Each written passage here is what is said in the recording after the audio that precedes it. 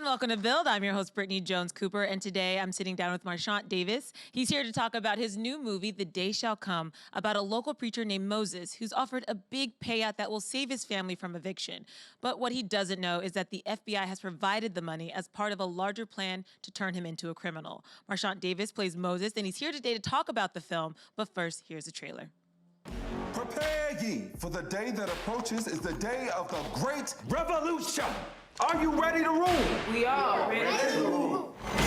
May you live to see the accidental dominance of the white race overthrown. Cool. You're gonna pitch me the next 9/11. What about this guy, Moses Shabazz? Classic lone wolf. There's 4 of them, actually. Duck walk. Pack of lone wolves. How'd that happen?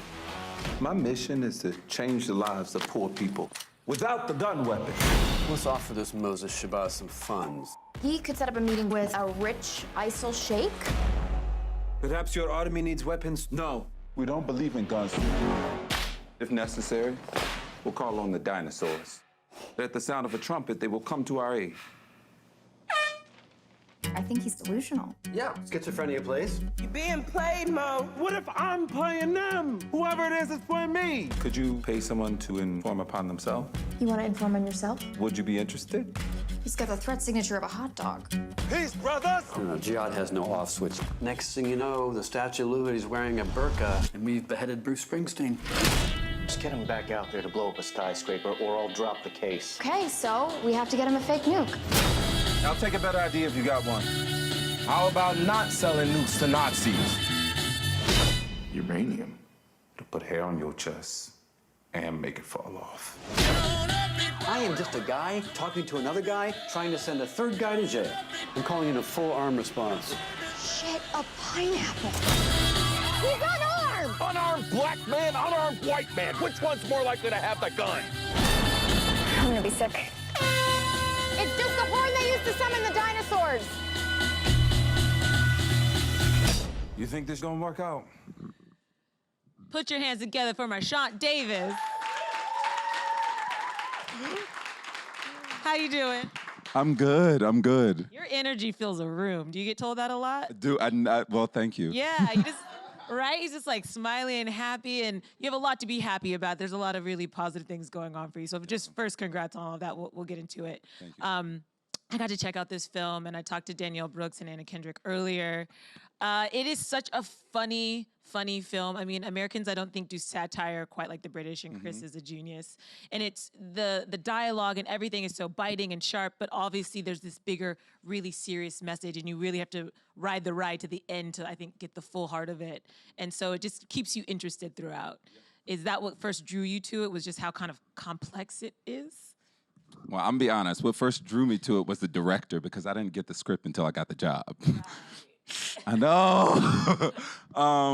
So I think for me, it was his sort of commitment to telling the story, his sort of investigation of like these people, and what sort of hit him all the way over there in London was this news article that he read, which was like the U.S. Attorney General stops a full-on ground war against the U.S. They save the day, we can sleep at night.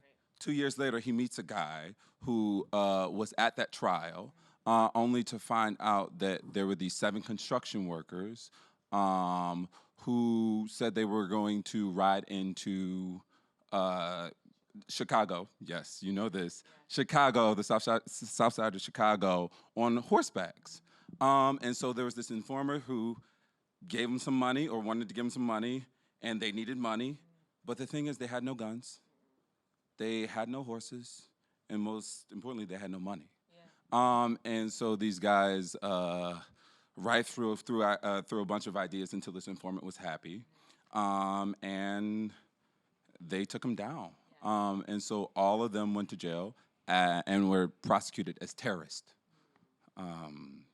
And so for me, it was that like truth, and it was the fact that, like Chris likes to say, the director, Chris Morris, likes to say that this is based on 100 true stories, and I honestly believe that it is, because when I was auditioning for the part, I right off the bat was like, oh, snap, that reminds me of this organization in Philadelphia called the MOVE organization. Mayor Wilson Goode bombed them in '89. Leah, you know who I'm talking about. And so I was like, it just like, the sad thing is that I was able to, right off the bat, give you another situation, another instance in which this happened. Yeah, it paints a really clear picture of what entrapment looks like and how things can be snowballed and built into different stories than they were originally. And it, I was saying earlier, it makes you kind of want to pay more attention when you see headlines to like know the real story, because like you said, this is based on 100 real stories. And we do see, I think especially after 9/11, everybody wanting to catch terrorists and kind of the lengths that maybe some people went to do that, which is really shocking. So your audition process, I know, was really interesting. You had recently graduated from NYU. Yep, and right down the street. The first big thing you auditioned for, and then you got the lead. Yeah. How does that feel? Well, it wasn't the first big thing I auditioned for. I had like 100 auditions before this. You know, I was told no 100 times, and then somebody said yes, and I was shocked. I mean, I was shocked because it was like, you know, it's like dating, you know? You go on the date a few times, you realize like you kind of feeling this person and they're feeling you, and after a while, you know, you keep going on dates with this person, and eventually you're like, well, is this exclusive or what? Are we, right. And that's sort of how it felt with Chris and me. And then for me, I was just like, well, I know that I in my bones what I feel to be true, but do you know? And eventually, on like April 2nd of 2017, I got a call from my agents being like, you got the job. And I was like, April Fools. And they were like, no, it's April 2nd. You got the job. And I was like, oh. And you're like, can I see a script now? Or how long I did. I asked. But the director then was like, oh, I want to grab lunch. And so we grabbed lunch. And he was like, so I have this idea. So I got this idea that Moses rides in on a horse. Do you happen to know how to ride a horse? And I was like, thankfully for you, I learned at White People's Summer Camp, so yes. I also went to White People's Summer Camp. Yeah, you did? Where? In Nebraska. I went in Medford Lakes, New Jersey.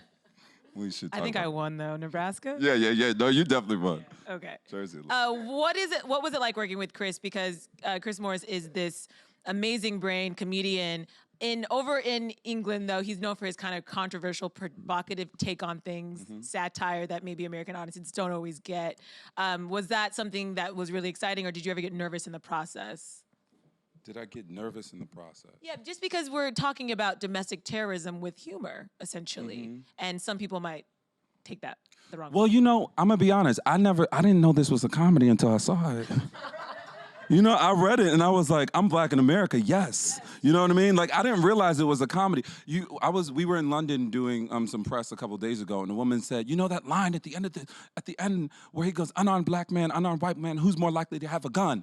She was like so frustrated because she was like, I was laughing, ha ha ha ha ha. And then I stopped laughing and it got really frustrated because I was like, I felt deceived.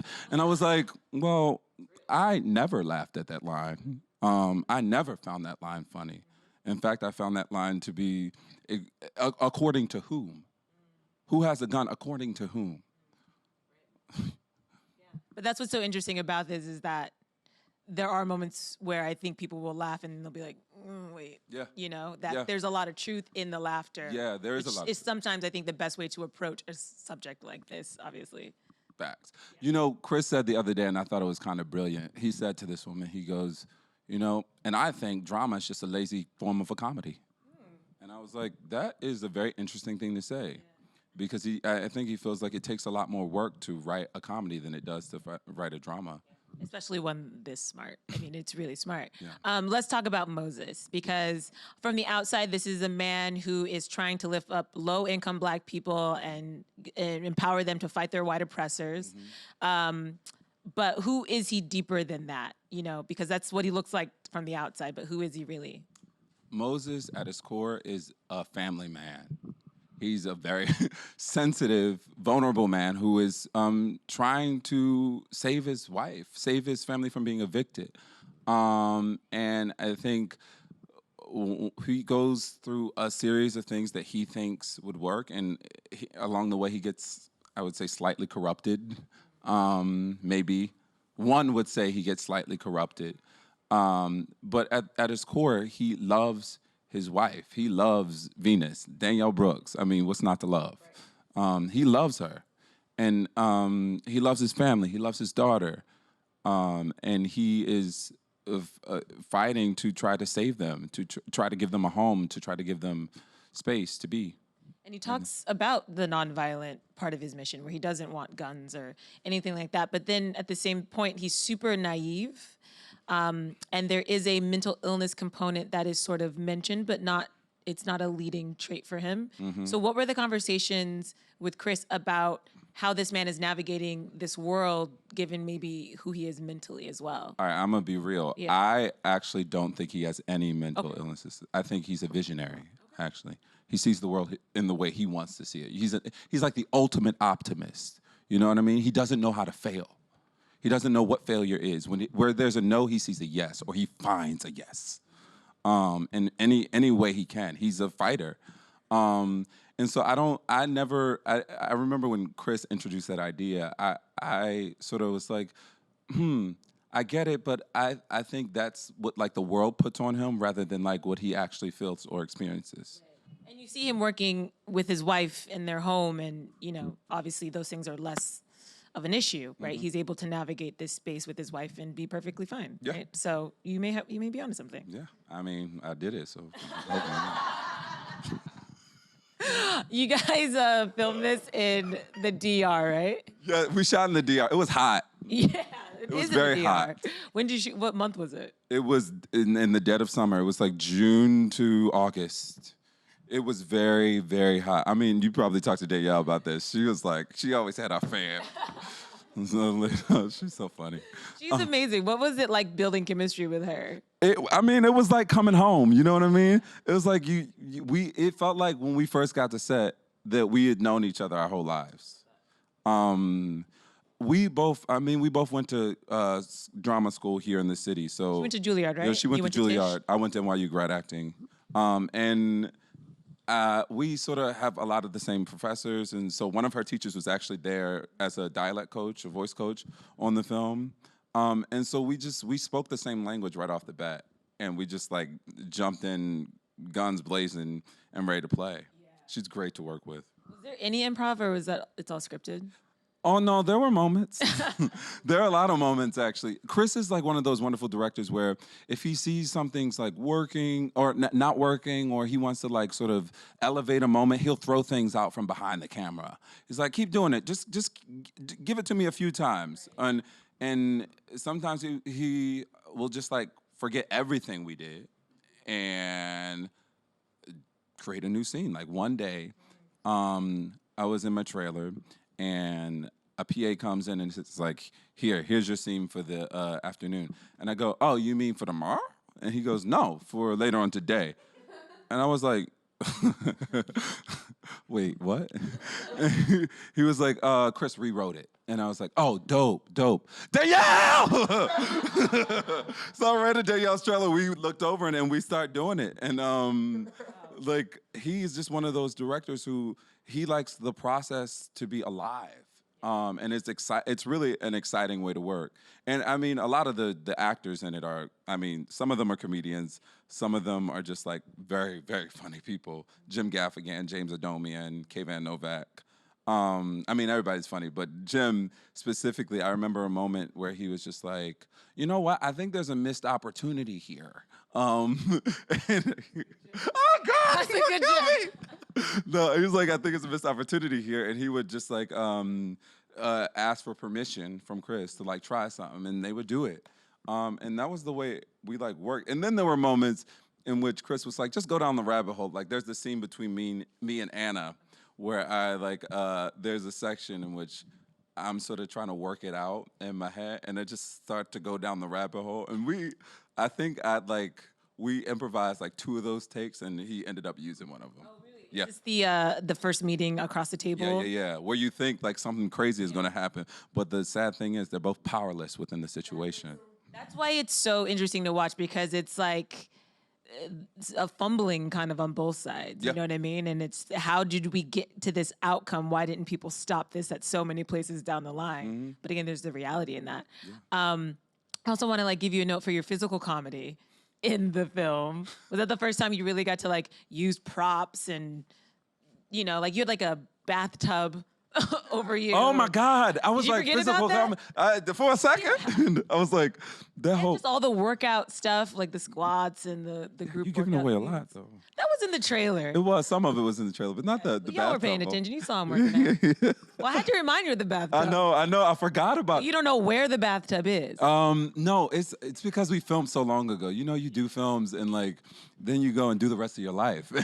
And 2 years later, they're like, hey, you want to come do some press for that thing? And then you're like, sure. Wait, what was it again? So yeah, no, there were. I guess I'm a bit of a clown at heart. You know, I love Eddie Murphy and Robin Williams and facts. And so I think those moments, like for me, I don't know. I love that stuff. It's just fun. It's just fun, but also it's like I had a teacher that was like, find a way to paint yourself in the corner. So like. A lot of times during this film, Moses is painted in a very, very tight corner, and he has to find a way to get out. And so I just did whatever it takes to do that, to get out of that corner. I feel like another reason you probably can't remember all the details is because you're doing so much. Yep. So you're currently in the Great Society, which is opening October 1? Yes, we open. Like officially open. Yeah, we open officially October 1st. I had 2 shows today. Yeah. I have another show tonight. That's why You're in previews? Yeah, we're in previews. So tell us what the Great Society is about. I know you're playing Stokely Carmichael. who's just an iconic Stokely, figure Stanford, Churchill, Carmichael. in Black history. So tell me what the play's about. Yeah, so the play is Robert Schenkman's follow-up to All the Way, his Tony Award-winning play in 2014. And the play takes place in the 60s.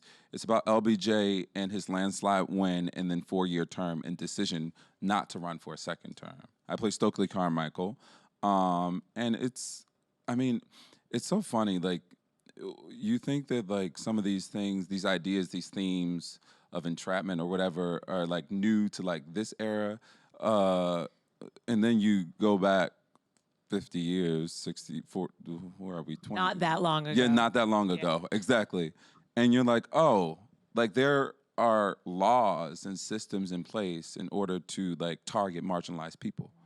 COINTELPRO with Hoover. And so like, yeah, this play is a sort of examination of his policies and all the things that he brought into play through the 60s. Some of those same policies are affecting us today. Yeah. This is your Broadway debut. It is my Broadway Guys, debut. Come on. It is. So tell me what that means for you. Did you grow up doing theater? Was this like always a big goal for you? I grew up watching movie musicals. Strangely enough. Chitty Chitty Bang Bang, Chitty Chitty Bang Bang, Chitty Chitty Bang Bang, we love you. I'm a little of a weirdo, sorry.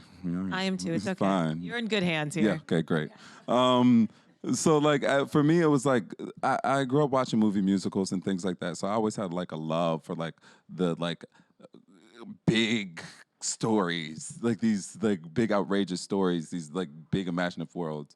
And so I hadn't seen like a Broadway show until until In the Heights, Lynn's first show. Yeah, that was the first show I saw on Broadway. And I think at that point I was like, oh snap, I want to do this someday. It's like, I don't know, there's something about because some of these theaters are so old, and there have been so many bodies and people to like occupy them throughout time and history, and like I want my Black body to occupy it too, so yeah. There was an energy in some of those theaters for sure. Mm-hmm. 2 notes. First is In the Heights was my first Broadway play as well, or musical, sorry, back in like 2009 or something like that. So there you go. I know. And then also the Black people being in that space, again, is so important. Have you been following Jeremy O'Harris and everything he's doing? Like, oh yeah. Come on. Oh yeah, with slave play. And Yeah. And I mean, I was just in Ain't No More down at the Public Theater, and talk about Black bodies in space, man. It was one of the most fulfilling experiences that I've ever had in the American theater. Jordan Cooper is amazing. Stevie Walker Webb is a gift to the American theater, and I'm so excited to see what he does in the future. And yeah, so it was a dream of mine, and it's I don't know. It's like it's weird. It doesn't. I don't. You when you're doing it, you're sort of like it takes a while for you to like realize you're doing it. You know what I mean? You're in it so much every day that you don't know. So like I think you saying it sort of got me like, oh snap. It is, and it's happening. I did that. It is. So what else do you want to do in the theater space? Would you want to do a musical, like a big over-the-top musical, like the ones that you just mentioned? In the theater space, there are a lot of stories I want to tell. I'm a writer. I write children's books.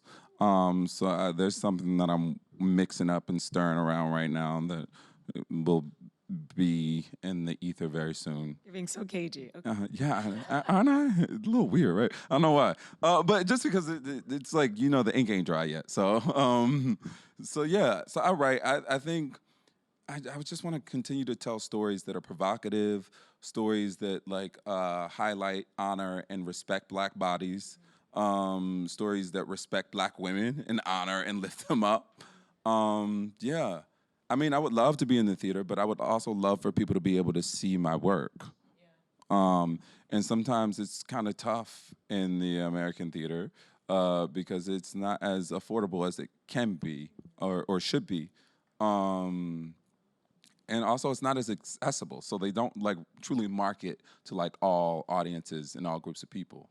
So it's like a sobering truth. That's the special thing about the public theater, just to give them a little nod. Mm-hmm. When you look at their casting, it is diverse and inclusive. When you look at the stories they decide to tell, it's diverse and inclusive. Yep. And the audiences, some of the shows are free, like the summer series are free. So when you walk into those spaces, you do feel like it's a more community environment where everybody's welcome. Yeah. So it's cool that you were able to work in that theater. I think it reflects just so much of the things you just mentioned. Yeah, very cool. Very lucky guy. A lot of good things happening for you. You work incredibly hard too, but yeah. Somehow. Let's go to audience questions. Yeah, but ask them stuff. Or no, ask them to ask. I don't know. He wants me to ask you guys to ask stuff. You go first. Hello. Hey. So I was wondering, what is one of the most important things that you want viewers to take away from this movie?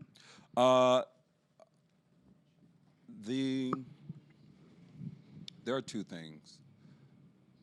One is like the sort of that paranoia sort of corrupts your thinking, one, and that it might be much easier to manufacture your own terrorist than it is to find a real one. Yeah. That's deep. Next one. Hi. Hey. What is your go-to karaoke song? It gotta be John Legend. And it's is that music in my ear? You know that song? Yeah, it's that one. For the first time. Keep singing. I don't know it quite yet. No, you're not gonna just keep going? You're gonna keep snapping. I'm gonna stop though. We're just ordinary people. Oh yeah, you better sing, girl. You're the alto. I hear it. Yeah, I know, right? Yeah. It's like that Tony Braxton kind of. Were you on the choir? I was an alto. Sometimes I sang with the boys. On the guy, were you in church? Did you grow up in church? No. I'm changing the interview now. Mind you, I'm from Nebraska. You're from Nebraska? I told you. Oh, I thought you went to camp in Nebraska. I didn't realize you. Because I lived there. I didn't choose to go to camp in Nebraska. I didn't choose to go to camp in Jersey. My mom just sent me. And look where you ended up. So it all played out. Look where you ended up. You're doing a good job. Good job. Look at us. Black brilliance. He did that. And guys, he did this. Make sure you go check out this film. It really is such a ride. It is hilarious. It is smart. And it will make you think. It is available in theaters and VOD today. And put your hands together for Marchánt Davis.